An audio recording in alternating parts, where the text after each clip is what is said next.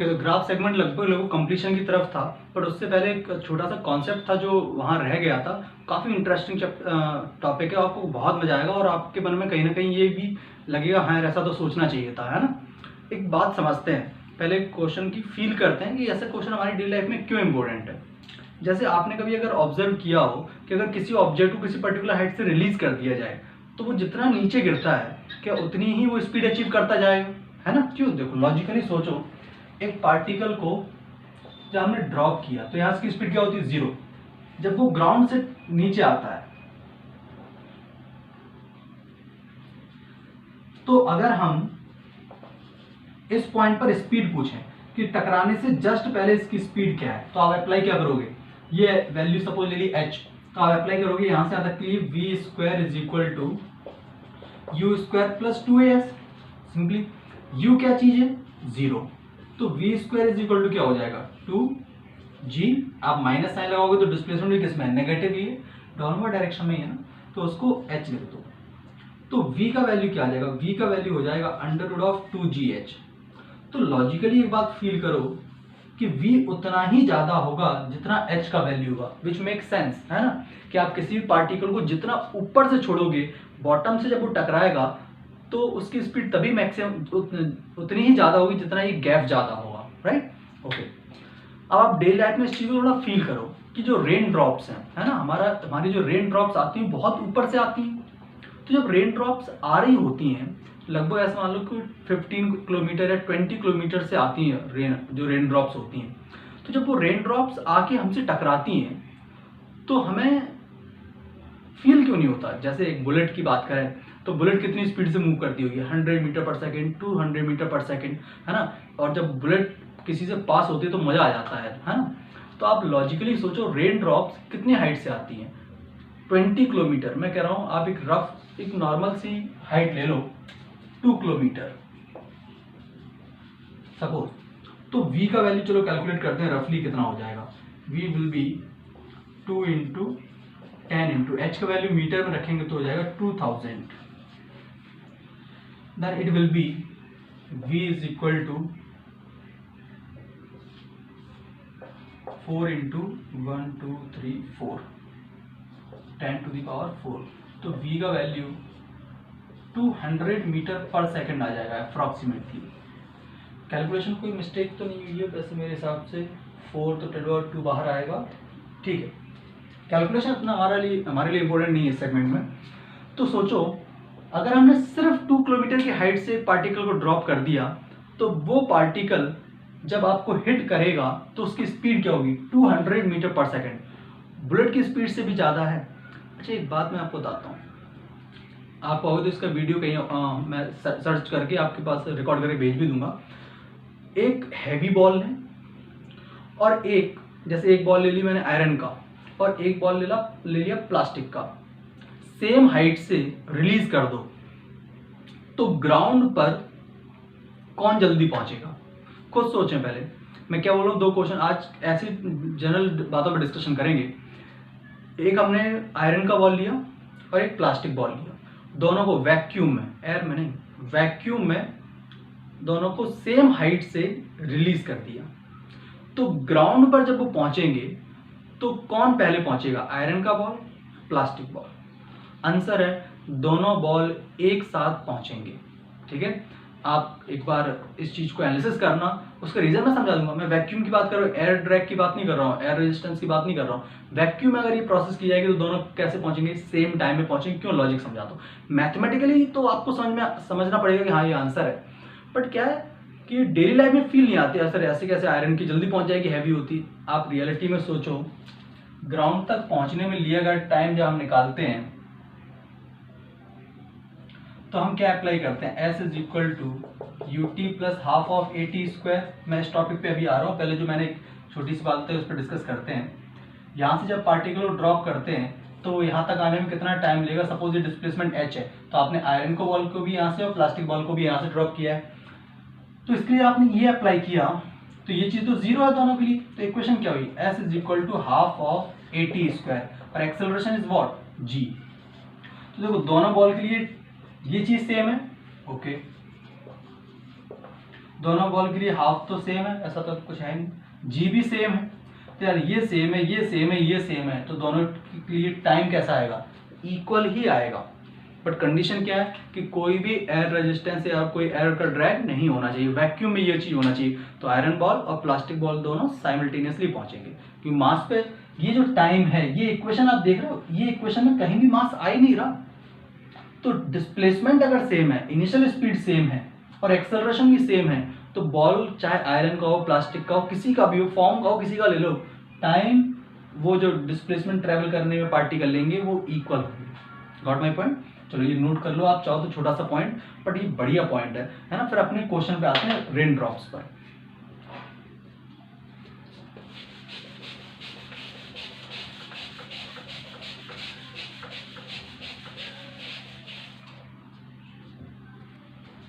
तो हम इस बात पे देखिए, अगर हम इतनी स्पीड, इतनी हाइट से एक ऑब्जेक्ट को छोड़ते हैं 2 किलोमीटर से, तो कितनी स्पीड से हिट करेगा आपको, लगभग बुलेट की स्पीड से हिट करेगा। जबकि हमारी रेन ड्रॉप जो होती हैं वो इनसे भी ज़्यादा ऊपर से गिर रही होती हैं। तो ऐसा क्यों नहीं होता है कि रेन ड्रॉप्स आई और हमें हिट करें तो हमें पेन हो ऐसे, या फिर मर जाए। कल की हेडलाइंस ऐसा है कि बारिश होने की वजह से 10 लोग निकल लिए, है ना, ऐसा तो न्यूज़ नहीं आता। उसका रीज़न है, अच्छा कई लोगों के मन में आ रहा है सर ऐसा हो सकता है कि रेन ड्रॉप जो है ना वाटर की होती होंगी, सॉफ्ट होती होंगी, तो नहीं लगता होगा। आप ये इस तरह के कॉन्सेप्ट नहीं है ना। जब पानी भी बहुत ज़्यादा प्रेशर से, आपने देखा होगा जब लोग जाते हैं ना, आपने भी न्यूज़ में सुनते होंगे, यहाँ बैठे वहाँ बैठे, तो उनको जो ना वाटर कैनन से उनको पीछे धकेला जाता है ना। इसलिए नहीं, उन्हें अच्छा लगता होगा क्योंकि उससे काफ़ी फोर्स जनरेट होता है, और फोर्स जनरेट होता है तो जो लोग होते हैं, जो बैठे होते हैं धरने वगैरह पे, अनशन में बैठे होते हैं, वो उन पर फोर्स लगता है, काफ़ी ड्रैग फोर्स। तो ऐसा नहीं कि वाटर है तो वो सर छोटी सी ड्रॉप होती है, वाटर की होती है, तो इतनी स्पीड से लगेगी तो कोई फर्क नहीं पड़ता होगा। ये कोई कॉन्सेप्ट नहीं है। अगर इतनी स्पीड से किसी भी चीज़ को फेंक कर मार दिया जाए तो काफ़ी पेनफुल होगा वो आपके लिए, है ना। ओके, तो ये बात तो समझ में आ गई कि ऐसे कोई कॉन्सेप्ट नहीं है। बट रेन ड्रॉप्स इतने ऊपर से आने के बाद भी हमें कोई भी परेशानी नहीं होती है, तो ऐसा क्यों, उसके पीछे क्या रीज़न है वो आपको समझ में आ जाएगा अभी। और एक चीज़, जब भी हम रेन ड्रॉप्स की क्वेश्चन करते हैं ना, तो आगे चल के हम रिलेटिव वेलोसिटी पढ़ेंगे, काफ़ी इंटरेस्टिंग चैप्टर है, बट उसके लिए हमारे कॉन्सेप्ट बहुत अच्छे होने चाहिए, क्योंकि सबसे जो टफ पोर्शन है ना काइनेमेटिक्स का, वो रिलेटिव मोशन ही है। बट अगर आप ये सारी चीज़ों पर अच्छी कमांड रखोगे तो वो आपको ईजिली समझ आएगा। तो बेसिकली जो रेन ड्रॉप्स है ना, अब रेन ड्रॉप्स इतनी हाइट ट्रेवल करने के बाद भी आपको कोई परेशानी, कोई पेन नहीं देती है, उसके पीछे का रीज़न है एयर का रेजिस्टेंस, है ना। एयर का रेजिस्टेंस कैसे वर्क करता है वो यहाँ डिस्कस करते हैं हम। एक्चुअली होता क्या है, अच्छा मैं बता रहा था कि रिलेटिव मोशन में जब हम रेन ड्रॉप्स की स्पीड लिखेंगे तो सोचो रेन ड्रॉप की स्पीड कांस्टेंट लिखते हैं, क्यों, वो अभी समझ में आएगा आपको। यहां से रेन ड्रॉप गिरी और वो जब नीचे आती है तो इस जगह पर, ये अपना मान लो ग्राउंड है, तो रियलिटी में यहां पर एयर भी प्रेजेंट है, और ये एयर जो फोर्स लगाएगी उसे बोलते हैं रेजिस्टिव फोर्स, है ना। लॉजिकली सोचो, हमारा जो एटमॉस्फेयर है ना, जब हम बॉल को ऊपर फेंकते हैं तो बेसिकली इस तरह के एयर की वजह से एक फोर्स लगता है जिसे रेजिस्टिव फोर्स या ड्रैग फोर्स भी बोलते हैं,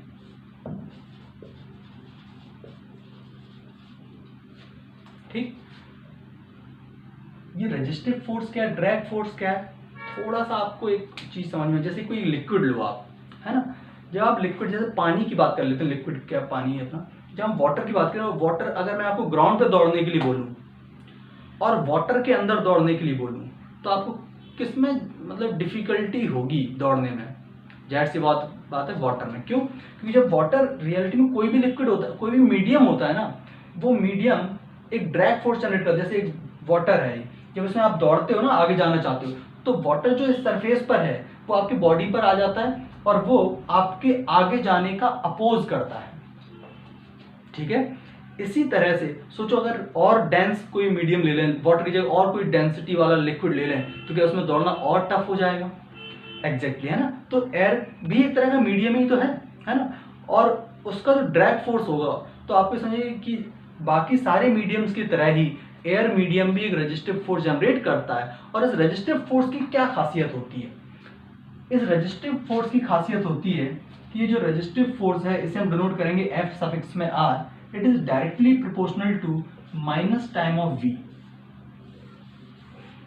ये हर तरह के रेजिस्टिव फोर्स के लिए वैलिड है, ऐसा नहीं है कि सिर्फ एयर के लिए valid. Air is a type of resistive force, है ना। अगर हम लिक्विड की बात करेंगे तो हम जब आगे लेटर फ्लूइड मैकेनिक्स पढ़ेंगे तो वहां पर यही चीज आएगी विस्कोसिटी के फॉर्म में। खैर वो बहुत आगे की बात है, अभी तो ऐसा समझो कि रेजिस्टिव फोर्स या ड्रैग फोर्स जो होते हैं उनके लिए जो फोर्स होता है वो डायरेक्टली प्रोपोर्शनल होता है minus time of V। Minus sine का क्या मतलब है? माइनस साइन रिप्रेजेंट करता है डायरेक्शन को।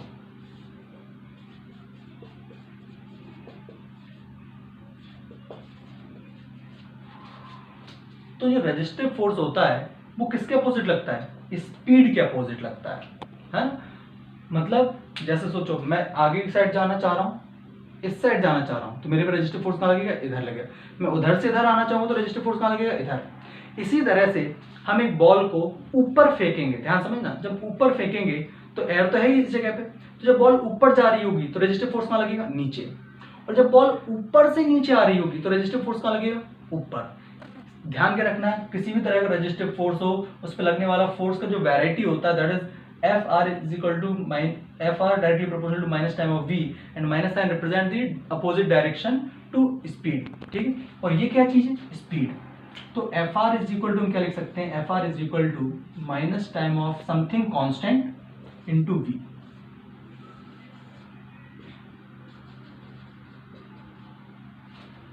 क्लियर है? तो आप स्क्रीन शॉट करके पहले इंफॉर्मेशन नोट करो, फिर और आगे डिस्कस करते हैं इस पर।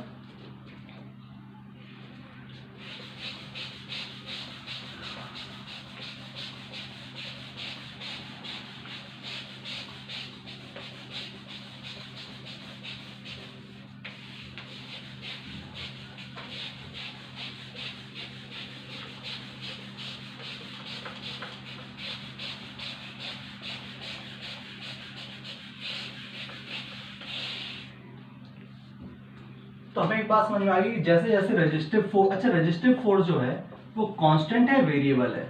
खुद देखो ये फोर्स वेरिएबल है क्योंकि जैसे जैसे V चेंज होगा वैसे वैसे FR भी चेंज होगा। क्या मतलब है इसका? सपोज एक पार्टिकल को मैंने यहां से ड्रॉप किया, जिस इंस्टेंट पर ड्रॉप किया उस इंस्टेंट, अच्छा वो यहां पर हवा एयर प्रेजेंट है, जिस इंस्टेंट पर रिलीज किया उस इंस्टेंट पर इसकी स्पीड क्या है? 0। तो इस पर लगने वाला एयर का रेजिस्टेंस ये 0 है, तो ये भी 0 है। बट जैसे ये बॉल ड्रॉप करोगे धीरे धीरे इसकी स्पीड बढ़ेगी ड्यू टू ग्रेविटेशनल एक्सेलरेशन, और जितनी स्पीड बढ़ेगी उतना ही ये फोर्स भी बढ़ेगा। क्लियर है? अब होता क्या एक्चुअली में रेन ड्रॉप्स के साथ कि इनिशियली रेन ड्रॉप्स पर नीचे फोर्स क्या लग रहा होता है? mg। इनिशियली मैं सोचो यहां से कहीं से गिरी थी, यहां से कहीं से ड्रॉप किया, स्टार्ट हुई रेन ड्रॉप्स और ऐसे आ रही थी। किसी भी पर्टिकुलर इंस्टेंट पर अगर बात करें तो रेन ड्रॉप का खुद का मास कुछ m होगा, तो नीचे क्या लग रहा है? mg। और चूंकि रेन ड्रॉप नीचे आ रही तो स्पीड डायरेक्शन भी क्या है? नीचे। तो एयर का ड्रैग कहां लगेगा? ऊपर की साइड, स्पीड के अपोजिट। और मैंने ऐसा मान लिया कि इस इंस्टेंट पर यहां से ड्रॉप किया तो जाहिर सी बात है इस पॉइंट पे कुछ ना कुछ स्पीड अचीव कर ली होगी v। तो इस पे एयर का फोर्स कितना लग रहा होगा? FR लग रहा होगा K टाइप ऑफ V। अब आपके मन में आ रहा है सर माइनस साइन कहां गया? अरे माइनस साइन सिर्फ और सिर्फ क्या बताता है? डायरेक्शन। तो मैंने उसको डायरेक्शन के साथ ही तो रिप्रेजेंट किया है। अगर मैं आपसे इस इंस्टेंट पर इस बॉडी का एक्सेलरेशन पूछूं तो ध्यान रखना आगे हम जब एनएलएम पढ़ेंगे न्यूटन्स लॉज ऑफ मोशन तो हमें वहां पर समझ में आएगा कि acceleration is equal to the net force divide by net mass. F is equal to ma आपने पढ़ा हो 9th 10th में। तो एक्सेलरेशन इज इक्वल क्या हो जाएगा? नेट फोर्स अपॉन नेट मास। इस बॉडी पे नेट फोर्स कहां लग रहा है? जैसे मैं एक बॉडी हूं, इधर 10 न्यूटन लग रहा है, इधर 5 न्यूटन लग रहा है, तो मेरे ऊपर नेट फोर्स कितना है? ओनली 5 ना। आपने कैसे कैलकुलेट किया? Net force. तो इस बॉडी पर नेट फोर्स क्या है? एक नीचे लग रहा है और एक ऊपर लग रहा है। तो जाहिर सी बात है एक फोर्स में दूसरे फोर्स को माइनस करना। बट बात ये आती है किस में से? जाहिर सी बात ज्यादा फोर्स रेन ड्रॉप कहां आ रही है? नीचे की साइड, तो mg फोर्स ज्यादा रहा होगा। तो एक्सेलरेशन क्या लिखोगे आप? एक्सेलरेशन इज इक्वल टू लिखोगे mg minus kv by m। तो एक्सेलरेशन इज इक्वल टू क्या हो जाएगा, एक्सेलरेशन इज इक्वल टू हो जाएगा g minus kv by m।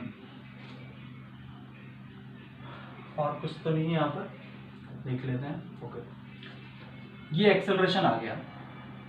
तो एक्सेलरेशन हम क्या लिख सकते हैं, एक्सेलरेशन को लिख सकते हैं dv अपॉन dt। तो dv upon dt is equal to हो जाएगा g माइनस kv, या इसको ऐसे ही रहने दें mg minus kv by m, इसको ऐसे ही रहने दो। तो ये dv इज इक्वल टू क्या हो जाएगा, dv upon mg minus kv is equal to dt by m। अब ध्यान से मेरी बात को समझें। नीट के स्टूडेंट्स के लिए कॉन्सेप्ट यहीं तक समझने लायक था। मैं ये नहीं कह रहा कि नहीं आप आगे नहीं समझो, आप बिल्कुल ट्राई करोगे। तो फिजिक्स ऐसा सब्जेक्ट है ना, जितना ज़्यादा आप कोशिश करोगे ना उसमें धीरे धीरे फील उतनी आने लग जाएगी आपको। तो क्योंकि जनरली नीट में ऐसे बहुत सारी टफ चीज़ें पूछी हैं, वो केवल रजिस्टिव फोर्स ऐसा डायरेक्शन वगैरह के बारे में डिस्कशन कर लेते हैं, बट आप ट्राई करो कि आप पूरा समझ पाओ, क्योंकि इसके बाद सिर्फ और सिर्फ मैथमेटिकल कैलकुलेशन है, नथिंग एल्स। कॉन्सेप्चुअली सब कुछ कंप्लीट हो चुका है। बट मैं आपको एक बहुत ही बढ़िया चीज़ आपके सेल फोन के बारे में बताऊंगा, कंडेंसर के बारे में बताऊंगा, कैपेसिटर के बारे में बताऊंगा, तो आपको थोड़ा फील आएगा, है ना। आप सोचोगे ऐसा, आप तो हमने सोचा ही नहीं था, ऐसा होता नहीं होगा, बट प्रैक्टिकली ऐसा ही होता है। जो आपको दिखता है वो सही नहीं होता है ना। तो रियलिटी में ये इक्वेशन बन गई। तो आप पहले स्क्रीन स्टॉप करके यहाँ तो नोट करो और माइंड फ्रेम करके बैठो कि इसके बाद सिर्फ कैलकुलेशन समझनी है। आपको एक टफ इंटीग्रेशन से यहाँ फेस करना पड़ेगा, जो मैं आपको बताऊंगा, ठीक है। तो आप स्क्रीन स्टॉप करके नोट करो, फिर आगे बढ़ते हैं। तो कैलकुलेशन स्टार्ट करते हैं। अच्छा, कैलकुलेशन स्टार्ट करने से पहले एक चीज को और समझते हैं, इस फोर्स को देखो। अच्छा, किसी भी बॉडी पर, ये एक बॉडी है, बॉडी कोई भी बॉडी हो वो एक्सेलरेट क्यों होती है, ये समझो आप। कोई भी बॉडी हो वो एक्सेलरेट तभी होती है जब उसमें फोर्स लगता है। बिना फोर्स के एक्सेलरेशन आना पॉसिबल नहीं। जैसे मान लो ये बॉडी यहाँ रखी हुई है रेस्ट कंडीशन में, न्यूटन्स लॉज ऑफ मोशन में ये चीज समझेंगे, ज्यादा बेहतर समझ आएगी, बट अभी भी हम समझ सकते हैं। कोई भी बॉडी अगर रेस्ट में है तो रेस्ट पे रहेगी ना, ऐसा तो नहीं वो हम इसे देखना वो चलने लगे, है ना। नहीं तो पेट्रोल डीजल की जरूरत ही क्या पड़ती फिर। तो हम ये बॉडी तब तक नहीं चलेगी जब तक हम इस पर फोर्स नहीं लगाएंगे। या कोई भी बॉडी चल रही है, उसकी स्पीड कब तक चेंज नहीं होगी जब तक हम फोर्स न लगाएं। अच्छा, फोर्स का डायरेक्ट रिलेशन किससे होता है, अभी हमने देखा F is equal to the ma। Force is equal to क्या होता है, मास इनटू एक्सेलरेशन। तो अगर फोर्स नहीं लगाओगे तो एक्सेलरेशन नहीं आएगा, और एक्सेलरेशन नहीं आएगा तो स्पीड चेंज नहीं होगी, है ना। इस बॉडी के बारे में एक बात समझें आप, ये बॉडी, कोई भी बॉडी एक्सेलरेट कब तक हो रही है, जब तक उस बॉडी पे फोर्स है। बट सोचो, जब ये रेन ड्रॉप गिरना स्टार्ट हुई थी तो इस पर सिर्फ डाउनवर्ड डायरेक्शन में एक फोर्स था, दैट इज mg। तो ये क्या होगी, एक्सेलरेट होगी, तो इसकी स्पीड बढ़ेगी। बट जैसे जैसे स्पीड बढ़ रही है वैसे वैसे इस पर लगने वाला, अपोजिट डायरेक्शन में लगने वाला फोर्स भी बढ़ रहा है। ध्यान समझे, जब हमने ड्रॉप किया था उस इंस्टेंट पर इसकी स्पीड 0 थी, तो यार का कोई ड्रैग नहीं था, सिर्फ इस पर ग्रेविटी का एक्सेलरेशन था। बट जैसे जैसे नीचे आएगी बॉडी वैसे वैसे इसकी स्पीड बढ़ेगी, और इस पे ऊपर की तरफ एक फोर्स जनरेट होगा, that will be a resistive force whose magnitude is given by kv। अब चूंकि mg की वजह से ये वैल्यू भी बढ़ेगा, तो बढ़ते बढ़ते एक ऐसा इंस्टेंट आएगा जब mg और kv दोनों एक दूसरे को बैलेंस कर देंगे। और जैसे ही बैलेंस होगा, सोचो इस बॉडी पे नेट फोर्स कितना है, ऊपर kv जिसका वैल्यू एग्जैक्ट mg के इक्वल है, तो इस बॉडी पे नेट फोर्स क्या है, 0। नेट फोर्स 0 है तो एक्सेलरेशन भी क्या है, 0। मतलब एक्सेलरेशन 0 हो गया, तो इस बॉडी की स्पीड अब क्या होगी, बढ़ेगी नहीं। मतलब ये अब बॉडी कैसी स्पीड से मूव करेगी, कांस्टेंट स्पीड से मूव करेगी, और इस कांस्टेंट स्पीड को बोलते हैं टर्मिनल स्पीड। कहीं पर मैं लिख देता हूं, इसे डिनोट करेंगे हम ऐसे vt, और vt होता है टर्मिनल स्पीड। आई होप आपको समझ में आ गया कि टर्मिनल स्पीड का क्या मतलब होता है। ऐसी स्पीड, पहले बॉडी नीचे mg लग रहा था, ऊपर kv लग ही नहीं रहा था, बट जैसे जैसे नीचे वाला स्पीड बढ़ी तो ऊपर का kv भी बढ़ा, और नीचे mg तो था ही। बट जब तक mg का वैल्यू kv से ज्यादा है, ये बॉडी एक्सेलरेट हो रही है। ध्यान समझना, इस बॉडी को यहां से गिराया, इनिशियली क्या लग रहा है, सिर्फ नीचे mg, ऊपर कोई फोर्स नहीं, तो इसकी स्पीड बढ़ेगी। थोड़ा नीचे आई तो थोड़ा नीचे जैसे ही इसने कुछ तो स्पीड अचीव की, mg नीचे सपोज लग रहा है 50 और जो kv है वो लगा अब 2 क्यों लगा, क्योंकि कुछ स्पीड बढ़ गई। तो इस बॉडी पे अभी भी नेट फोर्स किस डायरेक्शन, नीचे 50 ऊपर है 1, तो नेट फोर्स तो नीचे ही है, तो पार्टिकल की स्पीड और बढ़ेगी और बढ़ी। नीचे का फोर्स तो mg तो कांस्टेंट है, वो 50 है। अब kv का वैल्यू हो गया सपोज 20, बट अभी भी कौन जीत गया, 50 जीत गया, तो स्पीड और बढ़ेगी। इंक्रीज होते होते जब तक mg का वैल्यू kv के एग्जैक्ट इक्वल नहीं हो जाता तब तक बॉडी की स्पीड बढ़ती रहेगी। बट उस इंस्टेंट पर जब दोनों की स्पीड दोनों का वैल्यू सेम हो जाएगा तो इस इंस्टेंट पर इस बॉडी पे लगने वाला फोर्स क्या हो जाएगा, तो जैसे जैसे बॉडी नीचे आती जाएगी तो mg का वैल्यू तो कांस्टेंट है बट kv का वैल्यू बढ़ता जाएगा। इंक्रीज होते होते जब mg और kv इक्वल हो जाएंगे तो इस बॉडी पे लगने वाला नेट फोर्स 0 हो जाएगा और ये पार्टिकल कांस्टेंट स्पीड से नीचे मूव करेगी, क्योंकि mg तो चेंज होने वाला नहीं है, mg चेंज नहीं हो रहा और v इसका ऊपर लगने वाला रेजिस्टिव फोर्स भी कांस्टेंट हो गया क्योंकि इसकी स्पीड कांस्टेंट होगी। तो अब रेजिस्टिव फोर्स और mg हमेशा बैलेंस रहेंगे और पार्टिकल कितने भी नीचे गिरे अभी कांस्टेंट स्पीड से मूव करेगा। तो एग्जैक्टली होता यही है रेन ड्रॉप के केस में। रेन ड्रॉप जैसे ही नीचे गिरती है तो उस पर हैवी रेजिस्टिव फोर्स लगता है ऊपर की साइड। अब रेन ड्रॉप थोड़ा सा ही नीचे गिरती है, उन कुछ मीटर्स में ही इसको क्या मिल जाता है, टर्मिनल स्पीड। अब जैसे ही टर्मिनल स्पीड मिल गई, अचीव कर ली, अब इसमें कोई भी एक्सेलरेशन नहीं, अभी हजारों लाखों मीटर नीचे गिरती रहे, ये कैसी स्पीड से मूव करेगी, कांस्टेंट स्पीड से। इसलिए जब रेन ड्रॉप इतनी भी ऊंचाई से गिरती है, इतनी हाइट से गिरती है, एक्चुअली क्या होता है, एटमॉस्फेयर के हैवी रेजिस्टिव फोर्स की वजह से उनकी टर्मिनल स्पीड अचीव हो जाती है बहुत ऊपर ही। उसके बाद अब कितना भी पार्टिकल नीचे गिरता रहे उसकी स्पीड में कोई इंक्रीज नहीं होगा। इसलिए जब रेन ड्रॉप नॉर्मल गिरती हैं तो हमें मजा आता है, हमें कोई पेन नहीं होता है।